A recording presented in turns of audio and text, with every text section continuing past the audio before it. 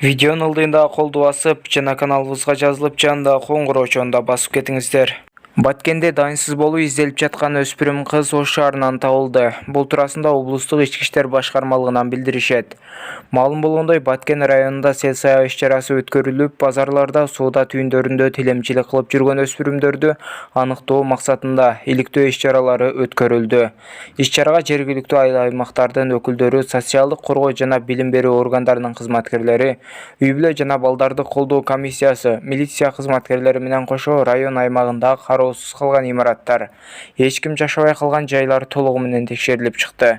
Жалпысынан 91 дүкөн жана компьютердик клубдар текшерилип, саат 22:00дөн баштап көчөдө жалгыз жүргөн 23 өспүрүм аныкталып кармалды. Аларга 102 беренеси ата-энелик милдеттерден качуу менен протоколдор толтурулду жана ата-энелерге 2 сунуш жиберилди. Ошондой эле 2022-жылдын 21-январ күнү үйүнөн чыгып кетип дайынсыз болуп жаткан Чоң Кара айылынын 12 жаштагы тургуну Ж.А. Ош шаарынан аныкталды.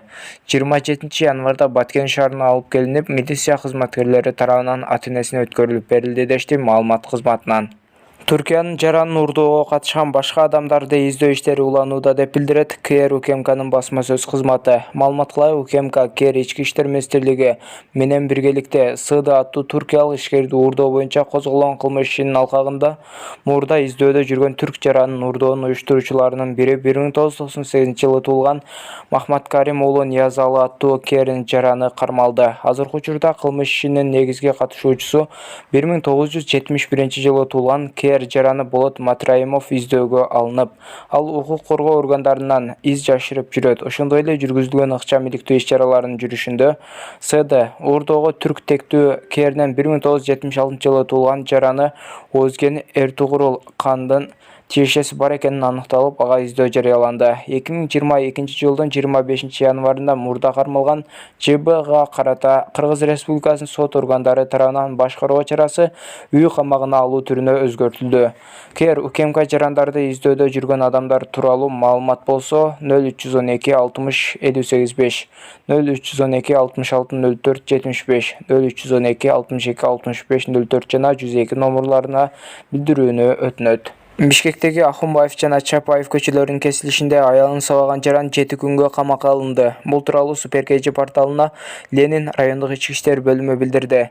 Укук бузуулар кодексинин 70-беренесинде каралган үй-бүлөдөгү зомбулук, кылмыш иши боюнча үй-бүлөлүк зомбулук атайлап физикалык, психологиялык зомбулук көрсөтүү же физикалык зомбулук көрсөтөм деп коркутуу катары Бишкек шаарынын Ленин райондук соду тарабынан шектөө 1992-жылы туулган Ады аттуу жаран 7 суткага камакка алынды деп билдирди Ленин Рыйби.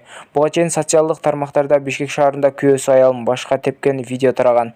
Видео 30-январ күнү Бишкектеги Ахунбаев жана Чапаев көчөлөрүнүн кесилишинде тартылган. Ленин райондук ички иштер бөлүмү жабыркаган жаран милицияга арыз жазуудан баш тарткандыгын билдирген.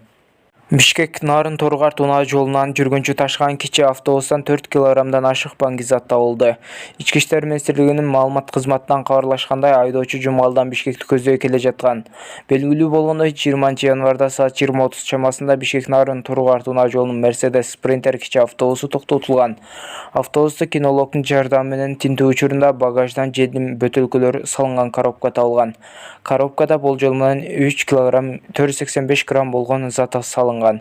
Ошондой эле сары түстөгү баштыкта 58 дана ширеңке кутучалары түрүндө жасалган гаштей кескин жыты бар. Болжолдуу салмагы 787 граммды түзгөн.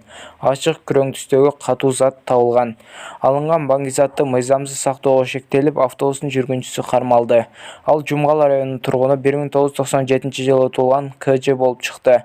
Кармалган жаран мурда каракчылык боюнча соттолгон. Бул факты боюнча кылмыш жаза кодексинин 282-беренесинин 3-бөлүмү баңги каражаттарын, психотроптук заттарды жана алардын аналогдорун сатуу максатында мыйзамсыз даярдоо менен кылмыш иши козголду. Кармалган жаран Бишкек шаарындагы тергөө абагына киргизилди. Учурда иликтөө иштери жүрүп жатат, дешти мекемеден. УКМКнын төрагасы Камчыбек Ташиев иниси Шайырбек Ташиевдин мандаты боюнча журналисттердин суроолоруна жооп берди. Мен өзүмдүн оюмду айттым. Анын шайлоочуларынын фракциянын чечимдерине кийлигише элекмин. Иним менен сүйлөшкөнгө колум тие элек деп жооп берди Камчыбек Ташиев. 23 январда УКМКнын төрагасы Камчыбек Ташиев маалымат жыйыны өткөрүп, иниси Шайырбек Ташиев депутаттык мандатын тапшырарын айткан. Шайлоо алдындагы үгүт иштери башталганда иним өлкөдө эмес болчу. Аны мен чакыргам. Шайлоого 2 күн калганда келди. Мен кечээ иним Шайырбек Ташиевди чакырып, үйдө бир эле саясатчы болуш керектигин айтып, депутаттык мандатын тапшыруусун сурандым деген ал. Видеонун ылдыйындагы колду басып, дүйнөдөгү эң орчундуу жаңылыктарды билиңиздер. Түркияда Кыргызстандын 28 жаштагы жараны Айгүл аты өзгөртүлдү. ПТ мойнунан жаракат алды. Бул тууралуу Түркиялык Hürriyet маалымат агенттиги жазганын жергиликтүү басмалар жазып чыкты. Маалыматка караганда окуя 17 январ күнү кечинде Стамбул шаарындагы мейманканада болгон. Айгүлдүн айтымында ага 40 жаштагы Кенан аты өзгөртүлдү. КТ кол салган. Ал Кенанды 3 айдан бери тааный турганын, ортодо сүйүү мамилеси болгонун билдирди. Ошондой эле окуя болгон күнү Кенан менен урушуп кетип, жуунганы кеткенин, ошол учурда Кенан сыранын бөтөлкөсү менен аны башка чаап, бөтөлкөнүн сыныгы менен мойнун кескенин айтты. Айгүлдүн пикири боюнча, Кенан ага үйлөнгүсү келген, бирок сунушун четке кагып келгендиктен уруш чыгып турган. Полиция Кенанды кармады. Бирок ал коюлган күнөөнү четке кагууда. Өзүнүн айтымында Айгүл суицидке барган. Ал Айгүл менен көбүнчө мейманканада жолугуп келгенин, окуя болгон күнү сүйүктүүсү мас болчу экенин жана кызганычтан улам уруш чыкканын билдирди. Кенандын айтуусу боюнча, кайым айтышуудан кийин Айгүл сыра куюлган стакан менен жуунуучу жайга кирип кеткен. Андан кийин стакандын сынганын уккан. Жуунуучу жайга киргенде Айгүлдүн колундагы жаракаттарды көргөн. Ал Айгүлдүн колунан агып жаткан канды токтотууга аракет кылган. Бирок сүйүктүүсү өзүнө жаракат келтирүүнү уланта берген. Ал өзү да жаракат алганын белгилеп, жалган көрсөтмө бергендиги үчүн Айгүлдүн үстүнөн сотко арызданууга даяр экенин айтты. Тергөө уланып жатат. Оңушу Казакстандын Түркстан облусунда миңден ашуун кой өрттөнүп, чабандын сөөгү табылды. Бул тууралуу Казакстандын өзгөчө кырдаалдар министрлигине таянуу менен жергиликтүү басмалары жазышты. Маалыматка ылайык, кырсык бүгүн 31 январда болгон. Анда Байдыбек районунун Алгабас айылынын 5-чакырым алыстыкта жайгашкан Дыйхан чарбанын аймагындагы 2 кабаттуу сарай өрттөнгөн. Сарайдын 1-кабатында майда мал, 2-кабатында чөп сакталган. Өрт өчүрүүчүлөр кырсык болгон жерге 40 мүнөттө жеткен. Кырсыктын кесепетинен 1150 баш кой жана 150 тонна чөп күйүп кеткен. Ошол жерден чабандын сөөгү табылган. Азыркы учурда өрттүн келип чыгуу себеби такталууда. Ташкенттеги зоопарктагы 3 жашар баласын аюунун короосуна ыргыткан айыл күйөөсү Орусияга кеткен үчүн депрессияга кабылган. Бул тууралуу РИА Новости басмасы жазды. Маалыматка ылайык, баласын аюунун короосуна ыргыткан ЗТ аттуу аял 2 баласы менен Ташкент шаарынын Сергели районунун Кумарык айылында күйөөсүнө тиешелүү батирде жашайт. Аял күйөөсү Орусияга кеткендигине байланыштуу депрессияга түшкөн жана ушул кадамга барган. Учурда укук коргоо органдары окуянын чоо жайын иликтеп жатышат. 28 январда Ташкент шаарындагы зоопаркта аял кичинекей баласын тосмодон ашырып, аюунун короосуна ыргытып жиберген. Бактыга жараша аюу балага тийген эмес. Өзбекстандын башкы прокуратурасы жогорудагы факты боюнча адам өлтүрүүгө аракет кылуу беренеси боюнча иш козгогон.